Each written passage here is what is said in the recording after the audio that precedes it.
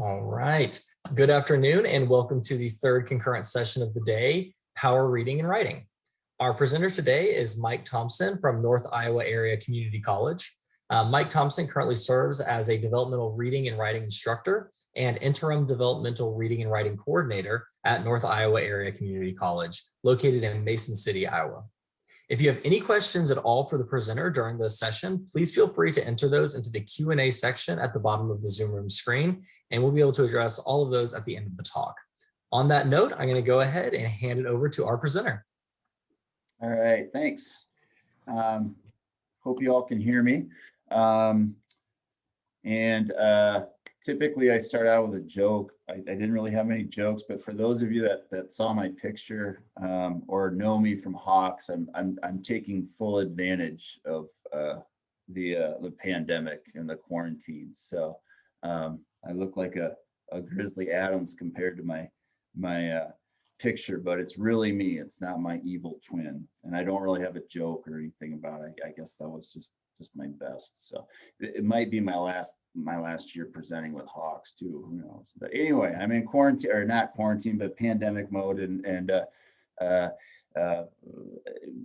kind of stayed there for a while. So but it is me. So today I'm going to go ahead and share my screen and let you guys see what we're up to. And today I just want to share with you, here we go. Hopefully everybody can see that. How we implemented the Hawks Foundation of English in our classroom, or in our institution here at NIAC. We started this a few years ago. I'll kind of get into that. I think we've been at it since 2015 or 2016. We were one of the first ones to get a chance to participate in Foundations of English. So, my colleague has retired, but she helped me with this presentation. So there's a lot of information that my colleague Joan, former colleague, retired colleague, put into this. So she's not with. I asked her to come back, but she's enjoying retirement. So anyways, today our objectives, what I want you to understand today, or walk out of this knowing is some of the strategies when we implemented, for those of you that might be looking to implement the program into your schools, some of the ways we went about doing it. I have some feedback of Hawks from both our students and staff. So for those of you that might be on the fence or wondering, or hopefully what our students said maybe gives you some more feedback or some more knowledge about it. Also what our staff had to say. And then we've got a little bit of student data, not a lot.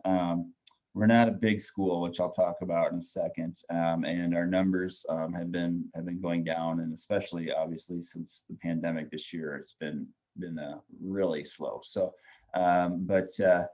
anyway, we do have a little bit of data to look at. So those are our three objectives today. So I'm going to talk about these 4 points here coming up here. So first of all, when I arrived here in 2014, 15, we were using another company's program that had been brought in by my successor. And I didn't find anything wrong with the program at all. Service wasn't great, but I figured it out and we were okay with it. But the reason why we got involved with Hawks is because here at NIAC, our math department has been very active with Hawks for many years and spoke extremely highly about Hawks, just everything about Hawks. So when we heard that there was an English program, a developmental English program coming about, we got on the phone and called Hawks and asked if, based on what we had heard from our math people, we asked if we could be part of it. So that's how we got involved with Hawks. Just a couple things about NIAC in our setting. We're the oldest community college east of the Mississippi River. We just celebrated our 100 years in 2019.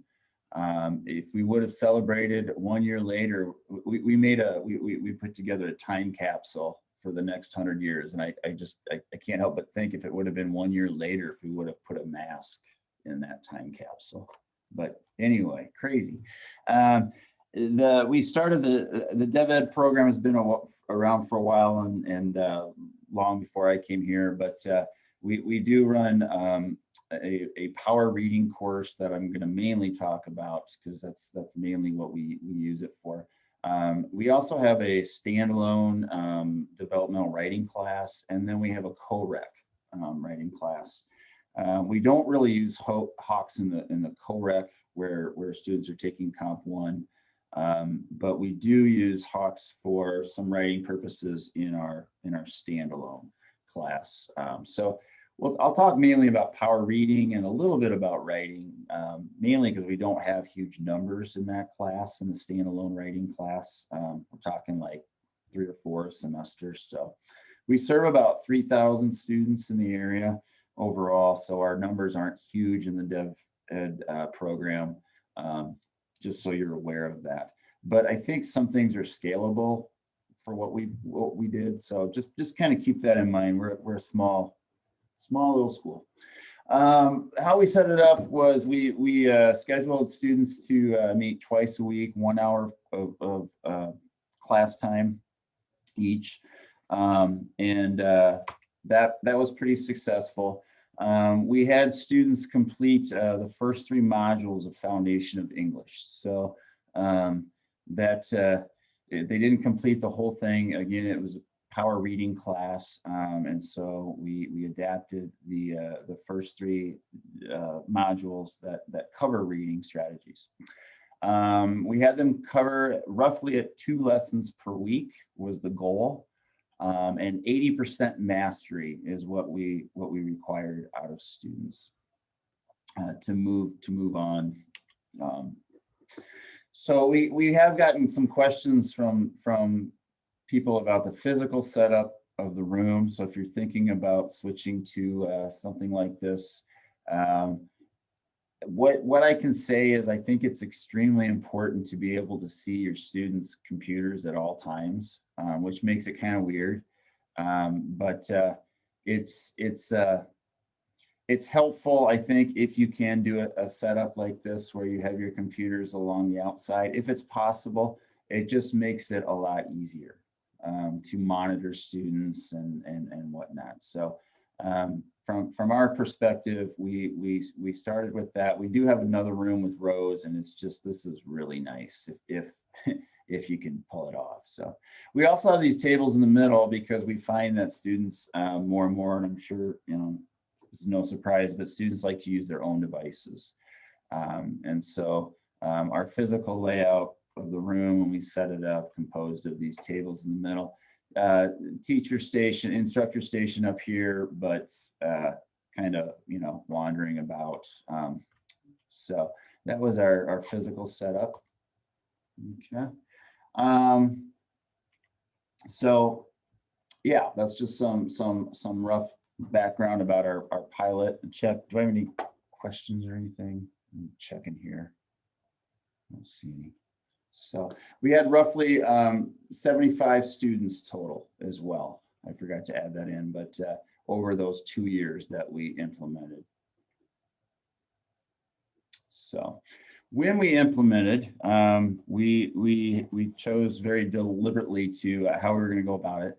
We chose to only use 3 instructors instead of all 5 that we could have used. Back then we had a little bit, we had more numbers, but we chose to just stick with 3 people. I think there were like 5 sections across. So we also, it was under a grant. So one of the things that we needed to do was to make things competency-based, which I think is good in some ways. I'm not so sure that it's great for the whole entire class, and we're going to be redoing some things, but there are some advantages to the competency-based structure. So, and then throughout, while we did this, we collected student and instructor feedback. So I'm going to share this with you. Well, I kind of did talk about the three instructors, but we just felt it was better to keep a small group and to kind of keep a focus group and a study group. So I have a question here. So, course cap is, boy, our course cap, we've never even come close to it. So I think our course cap is around 15. I suppose we had 12 one year, but our course cap would be, our section cap is 15. And then courses, we would schedule as many as need be, but we don't even get close to our potential with that. So does that, hopefully that answered your question. So, and every time I present, we always get asked, how do you get small numbers? How do you get small numbers? And I don't know, because I don't head our department, but we are extremely fortunate. So, but anyway, we wanted to keep it to a core group. So if you are implementing, it's something to think about. Do I want to, we talked, do we want to let everyone try it, or do you just want a few people and maybe they try some different things? And that was the way that we went about it. And then once that was figured out between the three of us, we expanded to let others join. So the competency-based model was that they needed to pass each, let's see, okay, that's already been taken care of. They needed to pass each section in the module at 80%. And so at a suggested pace of 2 modules per week. We certainly, if we saw, because what's so neat about Hawks is the data, you can really see what they're doing. If we saw a student struggling, we of course, because it's competency-based, we of course didn't hold that against them, because, again, the way we view competency-based is time is the variable and the consistent is the objective. So, in all fairness, if a student's working and it took him or her more than 1 week to finish a module, as long as we knew they were trying, that was fine. So, but we did set up a pacing guide because we wanted to keep students moving. So I would say 2 modules per week is pretty good. We would discuss those modules in class and then kind of turn them loose on them for some in-class time, and then they would have to do some work on their own as well. So, and it was very important to us through this process to get our feedback from both our instructors, myself included, as well as our students. And that was part of the pilot. We would report that back to Hawks. So Hawks actually implemented some of our feedback, which of course, they can't take every idea, but I just feel like Hawks is very receptive to ideas and feedback. So, so that was kind of how we start or implemented our course. Some student opinions of Hawks, if you're wondering what students think of Hawks. Students find it very easy to navigate and very, very user-friendly. It is kind of a mess the first day when students use the code to sign up. It is kind of tricky because some of them go to the bookstore and whatnot. So the first day or two, we basically really walk them through, obviously, and help them set up, and it never goes as quickly as I'd like. But once they get through, they get on and logged on, and you kind of walk them through the first lesson. We don't do the first lesson together, but we would show them around, and they seem to catch it pretty well. So by the time in the first couple of lessons, and I do have a little bit of data about this, but the first couple of lessons take them a little longer, I think, because they get used to it, or they're getting used to it. So, but overall, once they got going, they really liked the layout of Hawks.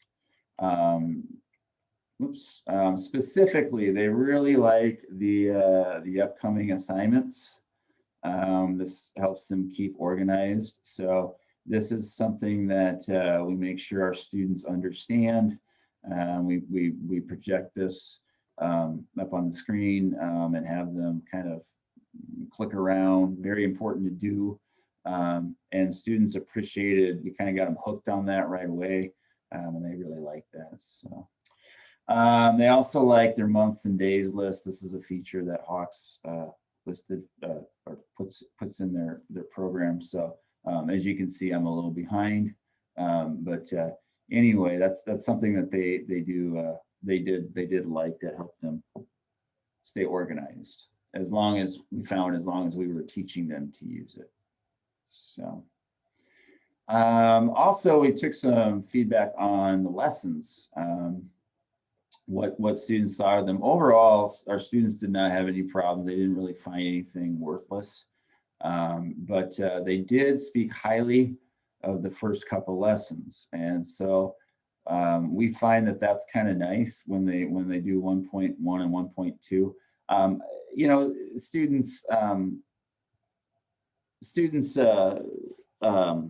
have heard this stuff before, but maybe not at this level.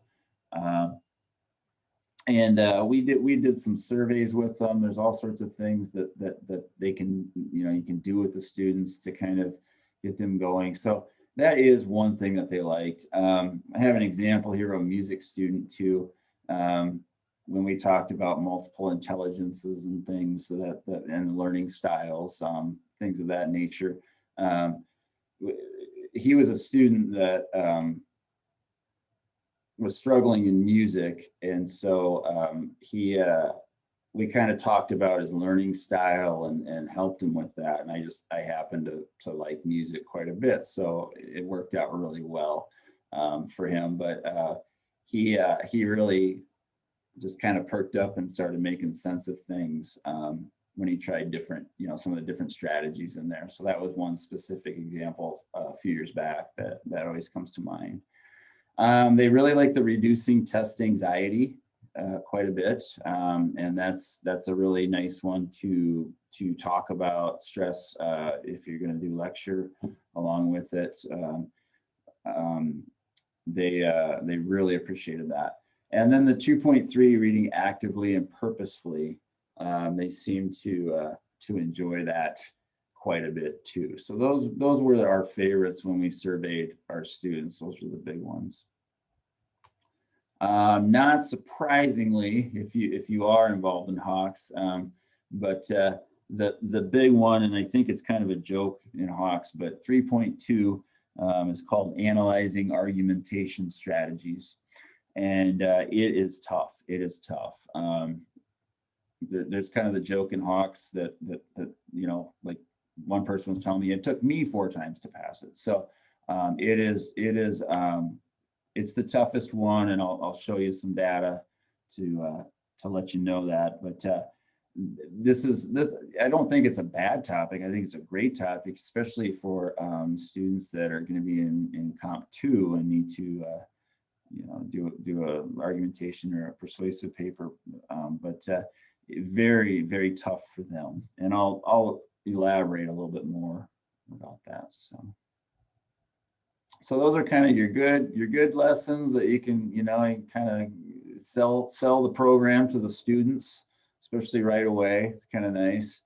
And then watch out for this one right here, and I'll have more on that a little bit. So. Staff's opinions of the Hawks software. So we also talked amongst the 3 of us what we liked. It's very simple to navigate reports and data. It's I don't know, it just makes a lot of sense. And we had Hawks support person helping us with it, which made it even more easy. But it's not difficult at all to gather reports and data, and there's some really good information in there too. We we like that the students could work ahead. So part of competency-based, again, time is the variable. So for students that wanted to work ahead, we never held them back. We pushed for at least 2 a week, but we found that typically about half the class would work ahead. And so the software easily supports this. That's really nice. That's a really, if you are into some competency-based instruction, it's really easy to do with a program like this. So we did appreciate that. We found students that worked ahead typically did a little better, seemed like as well, which I guess is no surprise probably, but yeah. So another thing, we had great customer service. Okay. I won't mention any previous programs, but I think some people know. But anyway, when we implemented Hawks, just so you know, a few days before the semester started, we had an email saying we'll get a call the morning of. We got a call the morning of, everything going okay. We had everything set up, very, very, very professional, great service, very thoughtful. Hawks goes out of their way for us, and so we really appreciated that. There's always a couple issues when students sign up that first day when they get their code. So just having the Hawks number ready. And one thing we found is we just make the students call right away, because once the students call in once and they talk to the Hawks rep, they're kind of like, oh, no big deal, I can do this. So that's one thing we don't enable and call for them. We always make them call the first day. And then what's really nice about Hawks is that there's always somebody there answering the phone in person. They have to answer the phone in 3 rings or less. Sometimes I sit around on my lunch hour and I call to see if it'll ring 4 times. Never does. But they're right there, a real person. There's no menu. Students love it. We love it. So that was one major reason why we switched to Hawks, is that not just the support for us, but the support for our students was just amazing. So the topics that are covered in Hawks are relevant to student life. That was one thing that they let us know, that topics would be relevant. And so when they're reading, they're also reading in ways that enrich and help their life in college. So, and we found this to be much more relevant than previous programs. Like for example, there were one previous program we used, they were reading a beer recipe, which is fine, but I don't know, we had like 19-year-old students. I know they drink, I don't care, but it's just kind of like, I don't know, is there something more relevant than, beer recipes, for example? So, and that was a technical reading. I'm not trying to knock anyone, but I just found that these topics are much more relevant. And that kind of covers some of the students' favorite lessons that I talked about. So one thing that we find with students is that they do the modules. We can talk in class. We can have them practice, and they leave, and then they come back the next week and we say, well, how did you use this in class? And they can't answer that, because it's like they don't even register that. I don't know, they have a tendency to see it as, this is my work I got to do for this class, and what we really want them to do is apply these strategies to their other classes. And so we really push discussion right away in class about, where did you use these strategies? Or at first we assign them to, nothing major, but come back tomorrow and try one of these strategies, or tell us how one of these strategies applied. So students really need help with applying this to other classes. And once they get the hang of it, you know, it's great, but it's kind of like the dots don't connect. It's kind of different. So I really would encourage anyone that does this program to try to connect it. You know, try to help students realize how they're using it, or challenge them to use strategies and then report back to you. I think that makes the program much more effective and does what it's supposed to do, which is to catch them up in reading. So, oops. We also have ran some formative and summative assessments, and I'll show you some of that data. Again, we're not, you know, huge numbers, so but we have a little bit, and the formative I really like, because it, you know, it shows us what students need to focus on and where we need to concentrate, and of course the summative is great too. But the way we utilize, we start a formative at the beginning of the module, and they can test out of certain sections if they do well enough, if not, then they take those modules. So for example, I'll answer this question in just a second.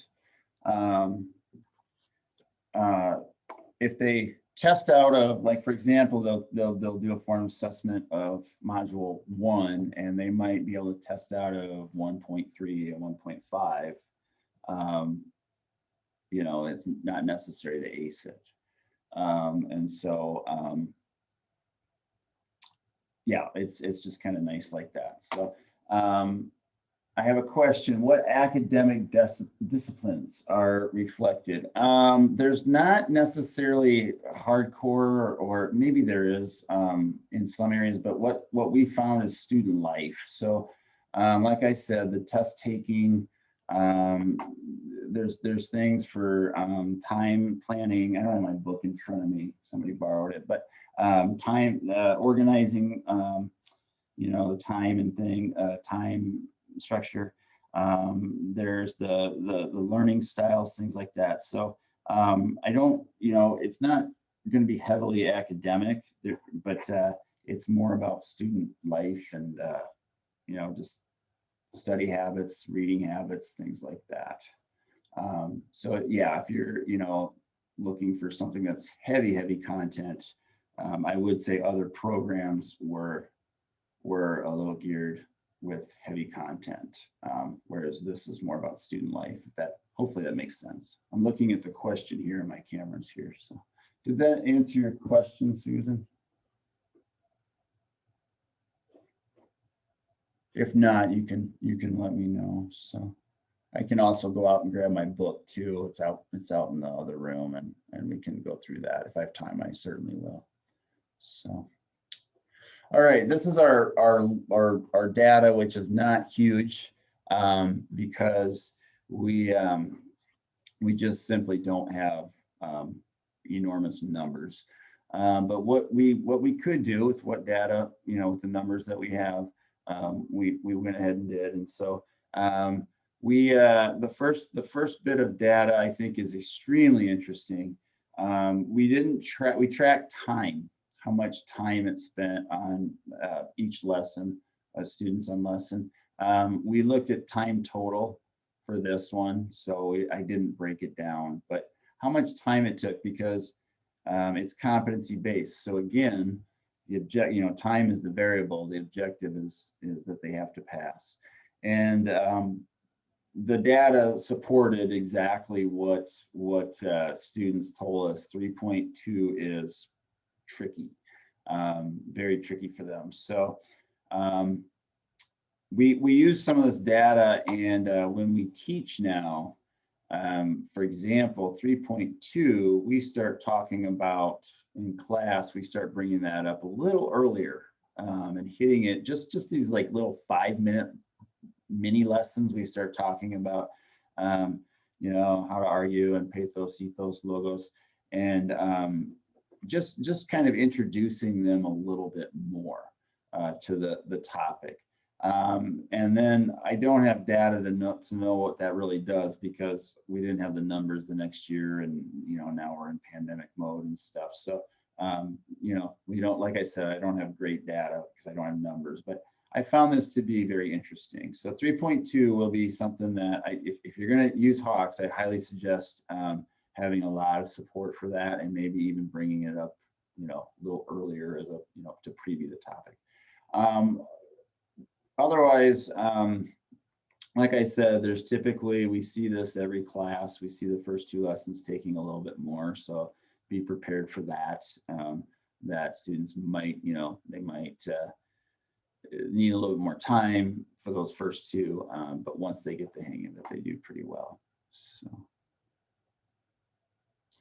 Also that year, I think this was like with 12 students, I believe, we tracked formative and summative for the 3 modules. And you see the data there. We did see a much better, much bigger gain. 20 there, 20 there, and what, 20 there roughly. I'm not a math guy, so. But that's what we saw out of those 12 students. We look forward to taking more data, but we're just kind of in a weird time now. So yeah, there's our average gain, I guess, 17, 16, and then 24. So.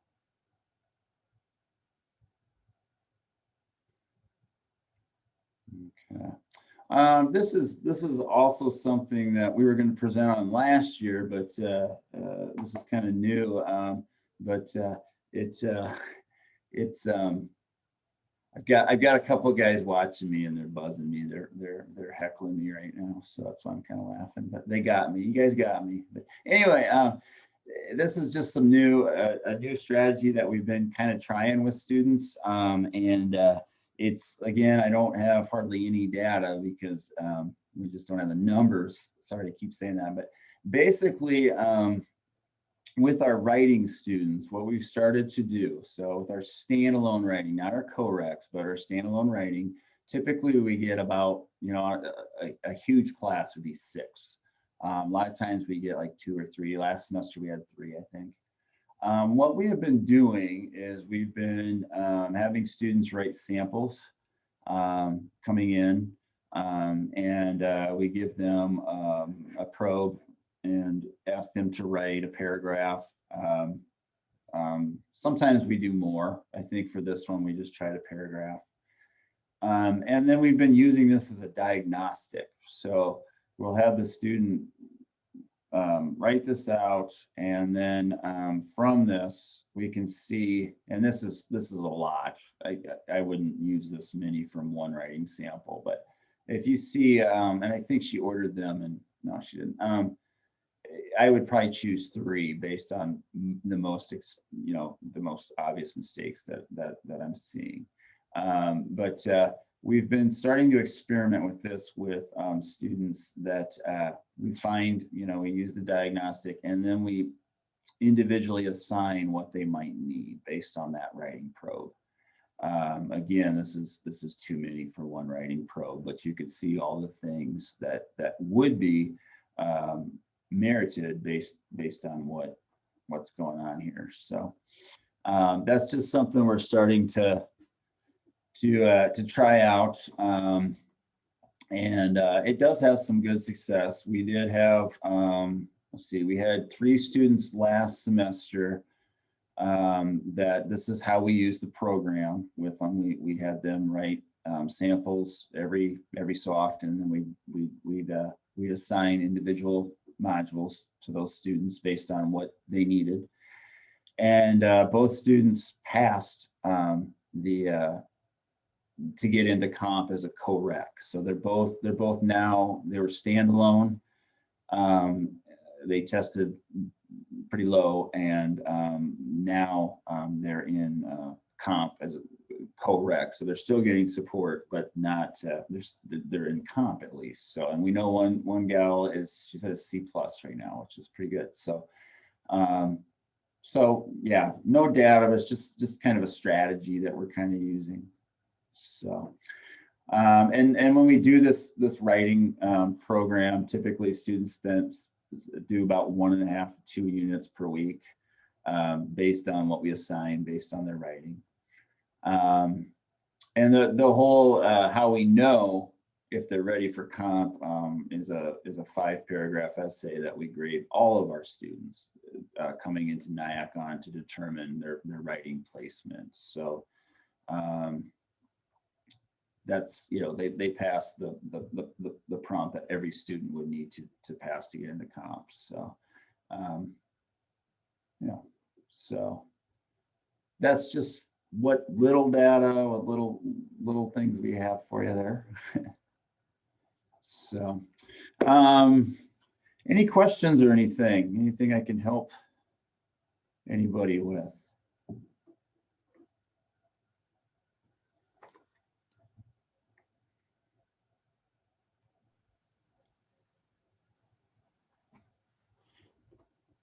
Just going to chime in for a second real quick, just to remind everyone, if you do have questions, you can submit them at the Q&A or in the Q&A section at the bottom of the Zoom screen. The chat is disabled, so if you try to do it, it's an error.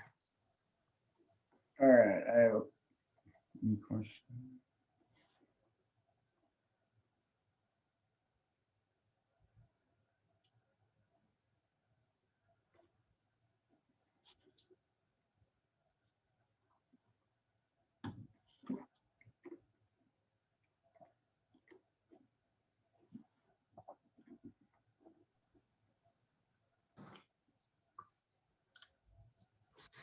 All right, Mike, it looks like we do have a few that came in here. Okay, I'm sorry. Where at the bottom there, or At the bottom, you should see the Q&A. I can read them out to you if you prefer. Sure. So first one was any plans for any modifications going forward? Yeah, that's a good question. We're now working on reviewing our multiple measures for placement in both math and writing, reading, and math. So right now the committee is working on math, and we will be looking at reading and writing after that this semester, and hopefully that'll be in place by next fall. So I guess we're really analyzing right away now. We're starting kind of from scratch. What are we gonna do in terms of enrolling students in DevEd? As we move forward, power reading will probably become, well, a lot depends on that placement, how we place students, but probably power reading will become an online class then, is what we think. And I will probably change some of it to be where they can work ahead, but part of it will be typical normal. So there might be some sections that they can work ahead at the end of the class for, the competency-based component. Maybe certain modules they can do on their own ahead, but there'll be some modules that I'm gonna keep in class. And they might be assessed differently. They might not be competency-based. So we were under the grant for a few years, and now we're not under that restriction. And I do like some components of the competency-based system, Instructor, but I don't necessarily think it's something to do for the whole class. So we'll be looking at that, but a lot hinges upon our placement methods that we're reevaluating.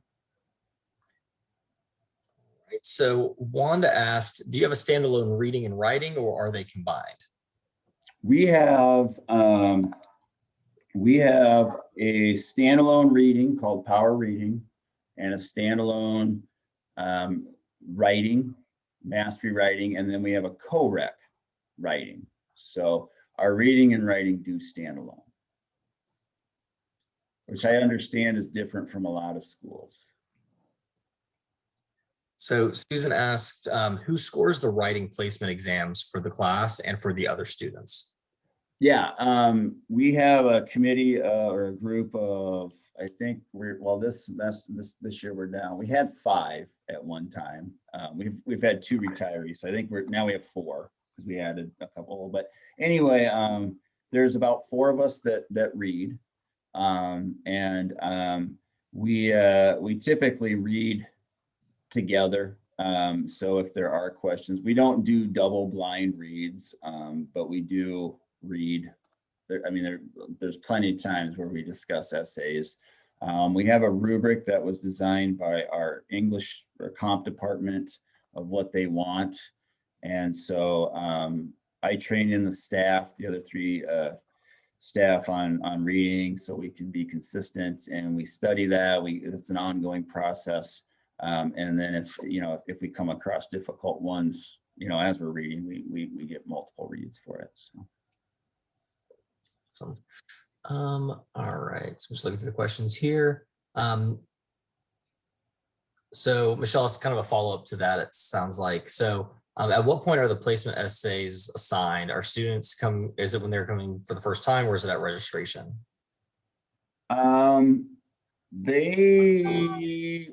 Let's see, what's been going on is they did that. They used to come in and do it, but then since the pandemic hit, they can do that online now. So the placement essays, in order for them to enroll at NIAC, they have to take it. Yes, it used to be they'd have to come in and schedule an appointment, and now we've laxed that up due to COVID, and I don't know what that will hold in the future in terms of they'll need to come back on campus. But yeah, first time registration they need to take. All right, so the question here from Harvey, and Michelle says thank you. Like that.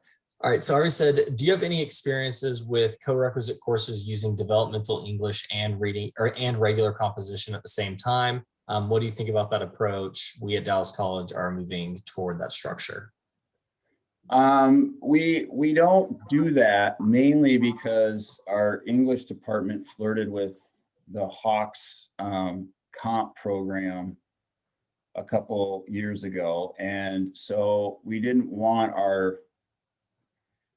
we just didn't think it would be a good idea to have our co-rec students buy foundations of English, and then they were doing the comp program. I guess we just weren't really keen on that. So, but our comp department, for whatever reason, I don't know why, but they ended up not doing Hawks. We could do that, but we haven't. But what I would do, I would probably do like what I showed you with that student sample, is I would probably have students return their essays, or start with a sample and then return their essays that have been graded, and assign Hawks the software individually based on what they need, maybe. I guess also I'm sure there's major topics obviously that would be covered, but I find that when we use their own writing, and when we diagnose, and see what's going on, and then we assign a Hawks lesson, it seems like it's a pretty good experience for them. It seems like they do pretty well. So again, we've only tried this with about 5 students due to numbers, but that would be something that I would probably try if we did it with comp. So Eileen had a question, which I think is always on everyone's mind this year. How well did this work in an online session or setting during the pandemic? Yeah, we learned a lot. I think we're better instructors. It was tough last spring. It was pretty much just a matter of,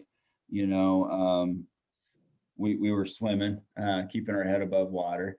But then this semester, this year, what we found is that there's a real need in our developmental program. There's a real need and a real desire for Zoom sessions online, because we have a lot of, we're out in the middle of a cornfield. And so, people drive, all over. And so we found really good success. We don't have data because we've only got like 16 students, but all 4 of our students that wanted Zoom are doing well for the co-rec. So we found, and so we're assuming that's going to be the same for standalone, which we did do some standalone. I guess we rotated students in and out. So we did some Zoom sessions there for both reading and writing. And so that's something that that we like everybody else, we utilized Zoom quite a bit. The other thing that we're looking at doing is we're going to NIAC as a whole, we're creating what are called flex classes, and I'm sure there's a million names for them, but what we're looking at doing is creating a class where students have the option of either attending online or they can do something that's pre-recorded. So basically, the instructor has an online class, but they also teach live on a certain day, just like normal. And students have the total choice if they want to come or not. And so I'm starting to experiment with that because I'm going to be writing these classes for communications. I also teach communications, and that's for the industrial arts guys. That's like, comp for the industrial arts guys. But we're starting to set up these flex classes where they don't even have to tell us if they're coming or not, because the lecture might be pre-recorded or the activities are already up, and they just have to submit like an online class, or if they're struggling, they can come in and get help. And so that's something that we're moving forward with as a result of the pandemic. And that's pretty exciting to me. So awesome. So thank you for all the answers. It does look like we are actually out of time. So I want to say a quick thank you to Mike.